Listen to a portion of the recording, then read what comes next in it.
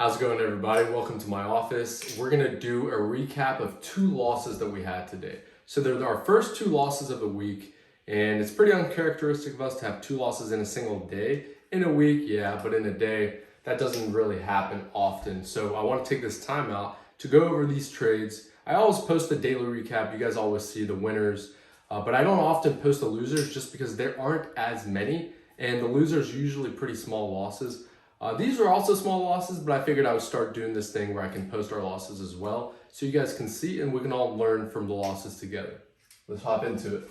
So NIO, we had a breakdown level of 23 right here. This is the 1 minute chart, so every one of these candles represents 1 minute. So in 1 minute, it broke the 23 level and went all the way down to 22.8.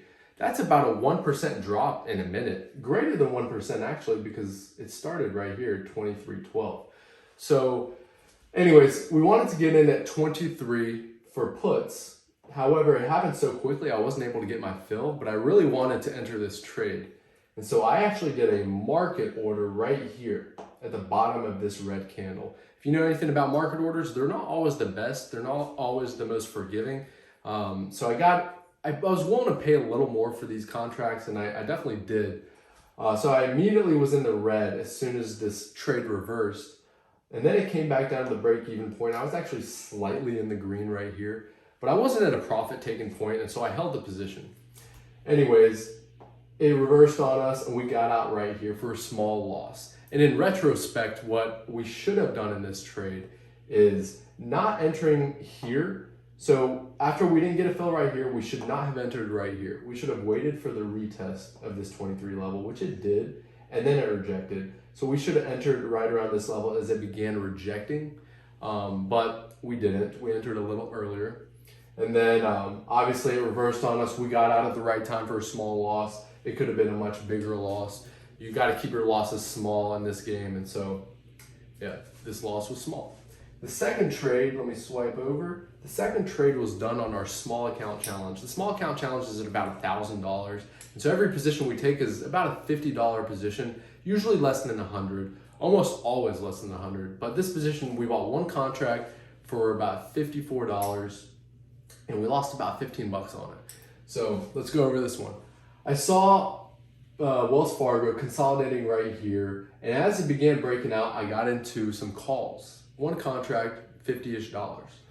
And so we got in at this green arrow and it started reversing on us, and we got out at this red candle right here. And it was about I'd say about a 25% loss. We lost $15 in this trade. And we could have been down 50% if it went to this point right here. And then catch this. It reversed and ran the way we expected, and it gained over 100%. So you're gonna lose in this game. You gotta keep your losses smaller than your winners. And sometimes when you cut for a small loss, it's gonna reverse and go your way the way you wanted it to, and you can't FOMO into that trade. So for example, this one ripped. I wasn't willing to get back into the trade only to get, for example, let's say this level is where I wanted to get in at, and I got in right here, and it reversed a little bit, and I was down 20% again. Then it would have been a mental game. Oh my gosh, is it gonna happen again?